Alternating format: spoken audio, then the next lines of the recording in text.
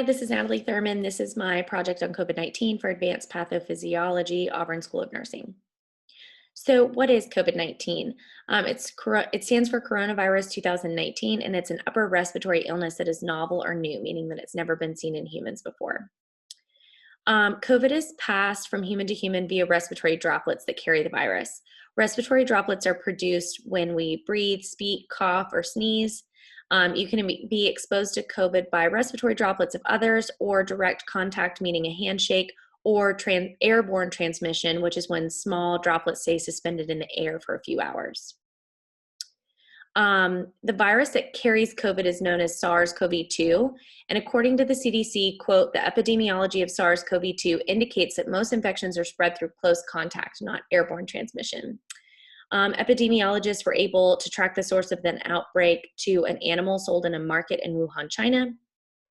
And as of November 2020, there have been 57 million cases of COVID globally, with 1.3 million deaths, according to Johns Hopkins. And the United States accounts for 250,000 of those deaths. So the structure of SARS-CoV-2 has been isolated from nasopharyngeal and oropharyngeal swabs.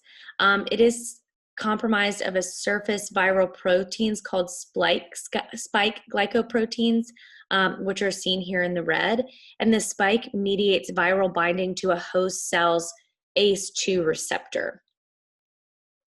There's a few different labs that you can use to diagnose. The first two are nasopharyngeal or oropharyngeal swabs, and those take anywhere from a couple hours to a few days to come back, depending on if you use a polymerase chain reaction or PCR.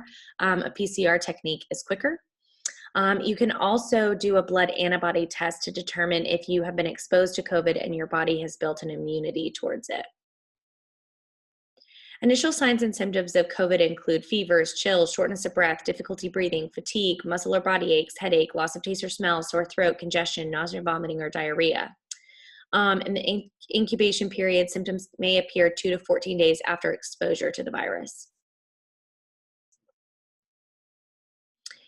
So some patients may experience mild symptoms of COVID or might even be asymptomatic.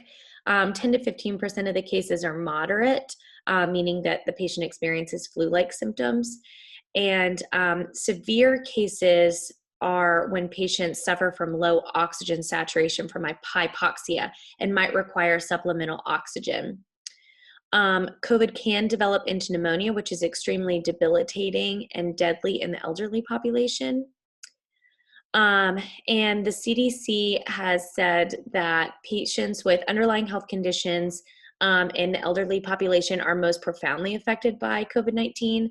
And the underlying health conditions that are most prone to lethal cases of COVID are patients with kidney disease, COPD, obesity, and individuals who are immunocompromised following an organ transplant. Symptoms of COVID can sometimes persist for several months and can damage tissues of the lung, heart, and brain, which increase the long-term health effects of COVID. So the FDA has approved the use of remdesivir for adult and pediatric patients who are hospitalized with COVID-19, and it has been shown to reduce hospital stay on an average of 5 days. Corticosteroids has also been used to prevent or mitigate the systemic inflammatory response caused by COVID. However, the CDC maintains that therapy for COVID that includes supportive therapy to relieve symptoms, meaning if a patient has low oxygen saturation, to provide them oxygen. So COVID has affected me as a nurse and a student. It's been really hard to work in a pandemic. As a nurse, that's something I never thought I would have to do. But I've also felt really grateful to be able to serve my community in such a way. And I've also been really grateful to have a job when I know so many Americans don't.